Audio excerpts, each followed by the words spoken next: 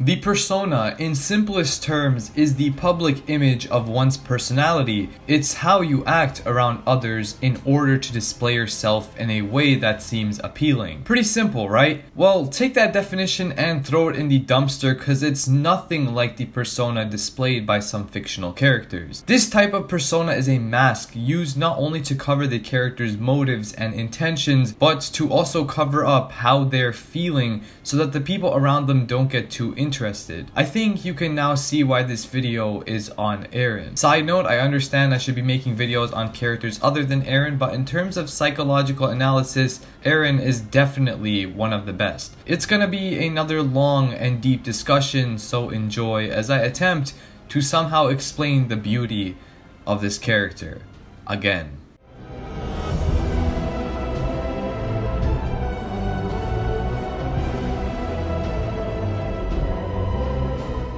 There are many instances in this vast story where Eren comes off as different from his quote-unquote normal self. At this point, who even knows what Eren's normal self is? He's mad and naive, then he's depressed, then he's Mr. Giga Chad, fuck them kids, and then he's nihilistic. And then he's just... man, I don't even know what this is. Although it may have been hard to see at first, Eren develops some kind of persona early on in the story.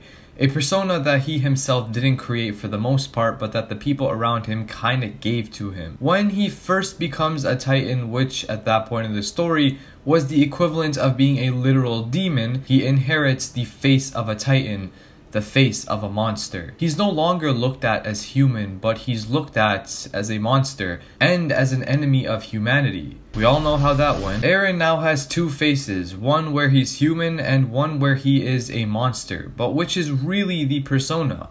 Which is really the fake? It could on one hand be the monster within him that's responsible for most of his actions and that functions more accordingly to his intentions, but to me it's the same old boring answer. Eren was always somewhat of a soft person who cared a lot about those around him. Not being able to accept Reiner and Bertolt being Titans alone should explain that perfectly. Now, this can seem quite contradictory, as when we look at Eren's character in episode 1, he doesn't seem all that gentle. In fact, he seems relatively hot-headed. He fights some bullies, makes fun of Hannes, yells at his own mother, you get the point. But I don't see this as being Eren's true nature as much as it is just a personality trait. He acts all tough because he wants to protect people so badly, because he wants to be the one to see what's really outside the walls. He beats up those bullies out of love for Armin, not just cause he feels like it. Eren has always had a side of him that's wanted the best for others, which is why he later makes it his goal to destroy the Titans, as he sees them as nothing but empty shells who threaten humanity. One of the first things Eren had to learn when it came to defeating Titans and traveling beyond the walls was that in order to defeat anyone or anything, he had to be willing to throw aside his humanity. This is the first thing he learns when he's fighting Annie. At first, he's completely illiterate about the fact that Annie, someone who he was close with and someone who he saw as good, was actually an enemy of humanity. He can't comprehend and process the fact that a human was bad, because to him, all humans were good people and all humans like him hated Titans. It's in this fight that Eren learns to finally throw aside his humanity. As much as it pains him to do, he defeats Annie, probably hoping to never have to do that again. Never mind. And when he throws this humanity of his aside, he can do some crazy shit like this. When Eren puts on this persona, he becomes another person entirely. He loses control of his Titan and goes on a rampage with only one goal in mind. When he puts on the persona of becoming a monster, he becomes a monster. He goes from being unable to transform to nearly eating Annie. Eren began to understand the importance of becoming a monster a bit before the Annie fight though. In fact, he learned this through the first fight he had with Annie. Eren makes the mistake of putting his trust into Levi's squad, as putting on the mask of being a monster wasn't easy to say the least. He tried to develop trust in his comrades, and maybe just maybe there was a ray of hope. Never mind. The deaths of Levi's squad members had a huge impact on Eren, as he begins to understand that this persona of his might not have been just a mask the entire time. and may have been part of his true self. And because of this, he must continue to put trust in himself to save those he cares for. So as you can probably see, this persona I'm talking about isn't the same as the one Griffith, for example, has. I did, however, discuss Griffith's style of persona in another video. Another example of Eren making use of his inner monster is when Reiner reveals himself to be the one who was responsible for Carla's death. Eren is again unable to comprehend the fact that yet again, one of his fellow warriors was a warrior. The gentle personality that Eren originally had shows. He tears up as Reiner carries him down the wall and remembers the time he had spent with the two as brothers. But as he learned with Levi's squad and with Annie, he had no choice. And so, Eren bites down on his hand like Dinah bit down on Carla and puts on that monstrous persona again in order to defeat Reiner. Had it not been for that persona, Eren would feel too attached to Reiner to actually do anything to him, but as we see, Reiner gets clapped. I just think it's absolutely brilliant how this character starts off as someone caring but has to constantly put on the mask of a monster in order to defeat the monsters he so hates.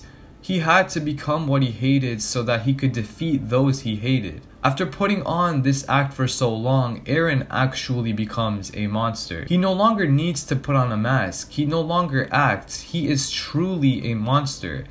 But within that monster lies his younger self, his caring and compassionate younger self. Becoming a monster was all but a means for Eren to achieve his real goals. He had to become a monster or those he cared about would die. His island, his people, and his own life would be taken from him by the cruel world. Instead of allowing the monster that was the world to take over him, he became the monster who took over the world. He took the lives of billions of innocent people and had to keep going. But it was the fact that he took these many lives, that he took these people's freedom, something that was completely contradictory to his original plan, that brought Eren back to his old self, and that brought him back to feeling compassion and sympathy towards these innocent people. During the Battle of Marley, Eren had no intention of sparing a single life. All had to die or else the future of his people was at risk. During the battle on Paradise, during the beginning of the rumbling, Eren did not give a single shit, and that was because his persona had grown so strong. It's what defined him. He was a monster. It was only when he began to understand the meaning of this battle he had, only when he understood that it was in fact he who would become the real monster, that Eren stops. Literally. A great example to demonstrate the point I'm trying to make is during the time skip when Eren and the gang visit Marley. Eren cries and lets out all his emotion when he's talking to either Halil or Ramsey and lets out his full emotions. This is where Eren still has that humanity left inside of him, and where he's still his authentic self. He is still deep down caring and compassionate. That's why he breaks down in front of Ramsey. It's at this point where he sees what he becomes, and for his current self, that something is unfathomable. He can't even begin to understand why he went down that route. But when it really happens, when Eren puts his plan into action, he puts aside his sympathy for others because again, in order to defeat monsters, you have to be willing to throw aside your own humanity. なぜだ、ライナー。なんで母さんはあの日、巨人に食われた？それは、俺たちがあの日、壁を破壊したからだ。なぜ壁を破壊した？混乱に乗じて壁内に侵入し、壁の方の出方を伺うために。その任務とは？始祖を奪還し、世界を救うことだ。This moment was incredible. Not only do we get the long-awaited reunion between Eren and Reiner, but we get one of the deepest and most intricate conversations in the entire story. Here are two characters, both of which began their fighting for different reasons, and have both suffered a great deal due to their intent to keep moving forward. Both of these characters had to cover up their identities for a long period of time, and it's this that caused them to go insane. Reiner is the more obvious example, as by putting on the persona of being a member of the Eldian military, he develops bonds with his fellow soldiers and truly feels something towards them. This was made obvious by the things he says during the betrayal. The betrayal of Reiner and Bertolt was Reiner finally taking off his mask of being a member of the Scouts, and finally going back to his old way of living as a warrior. But because of this attempt to go back to his original self after having lived as someone else for so long, Reiner ends up with some next level regrets as well as a hatred for himself and the conflict he's involved in.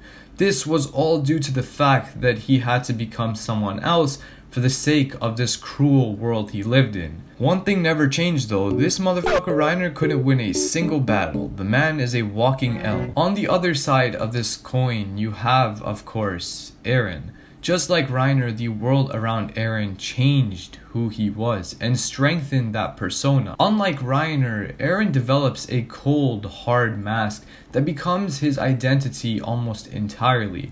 While Reiner felt bad for taking Marco's life and the deaths of other comrades, Eren doesn't, at least during the Marley arc. The hatred for these people is what allows this personality to continue doing damage. When Eren invades and Mikasa reminds him of the terrible things he's done, he understands, but he dismisses it. At that point, Eren had become a true monster. But it's during the rumbling that he really begins understanding the magnitude of his actions, and I think that's why he stopped. When he explains to Reiner that he's in fact the same as him, Reiner can't understand why, but it's only later in the story that he does. Both characters couldn't live with what the world wished for them to be like. Both wanted to be different and to change something about the cruel world they lived in. When Bertolt and Annie wanted to return to Marley, Reiner stopped them. He kept on moving forward, rejecting their desires to go back home because he's determined to change how people saw Eldians. He was determined to change the world by moving forward. And it was that exact pursuit that left Reiner with so much shame and regrets for his actions. Eren is exactly the same in this way. He didn't sit down and accept defeat like the King of the Walls did for so many centuries. He didn't wish for a half-assed armament plan like destroying only the global allied fleet. Eren moves forward down his own path with his own desires. He chooses to destroy the entire world. Like Reiner did, Eren neglects the opinions of those around him, and because of this immense amount of determination, he goes along with this plan. And again, just like Reiner, this is what causes him to feel regret in the end. Totally Not Mark said it best. Reiner was the shield forced to attack, whilst Eren was the sword forced to defend. That is, until season 4. 何をしてる？立てよ父さん。忘れたのか？何をしにここに来たのか？犬に食われた妹に報いるためだろう。進み続けるんだ。死んでも、死んだ後も。The reason Eren is displayed as a child during chapters 131 and 133 is because of the fact that he's reverted, at least somewhat, back to his original self, the much more humane version of himself from the past. Freedom to him may have meant so many different things, like finally being freed from the walls, finally seeing the outside world, and maybe being freed from the persona of a monster. I would have loved to have seen more of Eren during these moments, his mental state, his goals, his feelings, and all of that. But as sad as it is, we never got that, so I'm left making long-ass videos assuming his intentions. Could Eren truly be called evil for his actions? After all, there were a number of safer and less violent options available. To me, Eren is objectively an evil person for having done something like a full rumbling, as only a true monster could do something like that, just like only a true monster would have broken the walls on that day. Just like many characters within the medium of not only manga, but just storytelling in general, Eren had a monster within him. That monster was awakened by Reiner. It was then grown by the other monsters around him and later the world. It then became most profound when the truth was discovered, and it's what led to mass genocide. Eren's battle for freedom was out of both love and hatred. Ironically, it was only when he let go of both of those things, along with his dreams, that he achieved true freedom. When I talk about Eren's persona, it isn't to say that his whole character is a masked man, but rather the fact that it's a character who was once a normal human but was forced into a monster by the world around him. His true freedom didn't lie in destroying the world or saving his friends. Those many have at one point been goals of his. Instead, freedom lies in freeing himself from this monster. His original idea of freedom was to get outside the walls and see the outside world, but in pursuing this false hope of freedom, he only trapped himself in another cage. That cage was the monster of Eren Jaeger. Beyond the walls didn't lie freedom. Instead, what lied was an even bigger wall. And in order to go beyond that wall, Eren had to abandon that false hope of freedom and abandon that monster of his. Instead of abandoning his humanity, Eren abandoned his dreams. Just like Erwin, he was a slave to something. He was so drunk on freedom, destroying the world, saving Paradise, saving Mikasa, Armin, and everyone else, that he wasn't free. Everyone was drunk on something. That's how they kept moving forward. When Levi told Erwin to give up on his dream and die, Erwin died free. Eren's character was never about destroying the world. It was about destroying his dream of destroying the world to find true freedom. Instead of being drunk on freedom, Eren gave up on his dream and died. And he died free.